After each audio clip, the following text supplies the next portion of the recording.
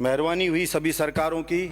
31 साल बाद सरकार को याद आया, कितनी सरकारें देखी, कितनी बदली राजस्थान की जनता ने, उनको याद आया कि लोगों का भविष्य उजड़ जाता है, लोगों के सपने टूट जाते हैं, लोग बर्बाद हो जाते हैं। कितने पेपर आउट हुए, तब जाकर के नींद खुली हम सब की इस विधानसभा में कि इनके लिए कुछ ऐसा सजा का प्रावधान करना चाहिए। सभापति महोदय, सुबह से हिला हुआ हूँ।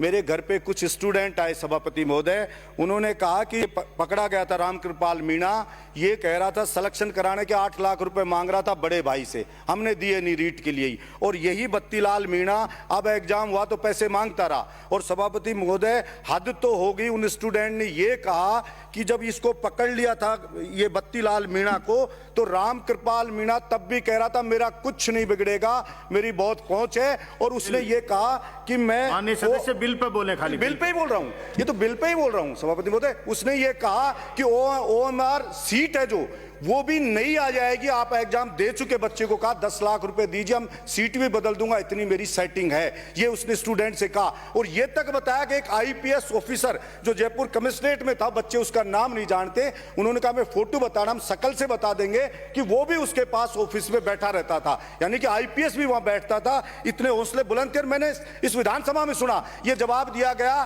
कि उसको किसने लगाया, जो SS कॉलेज चलाता है ITI का, RS से लेकर LDC रीट सारे एग्जाम के सेंटर होते हैं उसके इसके रामकृपाल मीणा के कॉलेज में। उसके लिए कहा गया कि उसको कोई लेना देना नहीं था, जो प्राइवेट कॉलेज का मालिक है, सेंटर चल रहा है, उसकी ड्यूटी स्ट्रांग रूम पे किसने लगाई? कि जयपुर कलेक्टर ने लगा दी। तो सर, उस कलेक्टर को अरेस्ट क्यों नहीं किया गया अब तक? उस कलेक्टर को गिरफ्तार करना चाहिए था जिसने उसकी ड्यूटी लगाई। किस कारण से उसने उसकी ड्यूटी लगाई, इसलिए उसको पकड़ना चाहिए था। और सर, हद मुझे ये होगी कल जब राठौड़ साहब ने बताया, हद होगी सर कि कल ये कहा गया कि फर्जी जो कुलपति 4 लोगों की जो टीम, उन्होंने एक बिना 67 कमरों के बता के यूनिवर्सिटी का बिल ला के रख दिया और सरकार ने का बिल वापस ले लिया। सर, मैंने सोचा बाहर जाऊंगा तो टीवी पे चलता हुआ देखूंगा, 4 को गिरफ्तार कर लिया सरकार ने, उन सारे लोगों को जिन्होंने ऐसी झूठी रिपोर्ट बनाकर यहां पे दे दी। जब ये कानून बनाने से होगा क्या? अगर ऐसे ही करते रहेंगे, इतनी शिथिलता रहेगी तो कुछ नहीं होने जाने वाला है। और लोग रो रहे हैं खून के आंसू, जो जिसके ऊपर बीत रही है उस स्टूडेंट को पता है। दोबारा कोचिंग की फीस देनी पड़ रही है, पहले कर्जा लेकर के आया था, जमीन बिक गई, गहने बिक गए,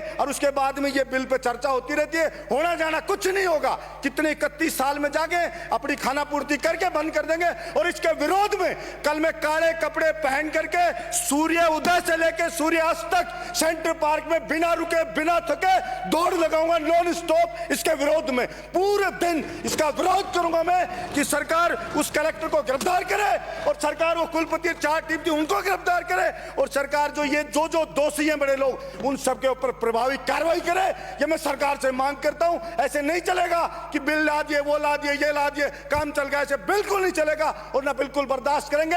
और राजस्थान के कोने कोने के युवाओं से हस्ताक्षर करा के लाके इस चीज के लिए मैं मुख्यमंत्री को दूंगा, चाहे 1 करोड़ लोगों के हस्ताक्षर करा के लाके देने पड़े, मैं स्वयं मुख्यमंत्री जी को दूंगा। ये जनता की मांग है, बलजीत यादव की मांग नहीं है, ये मैं कहना चाहता हूं। धन्यवाद आप सभापति, आपको।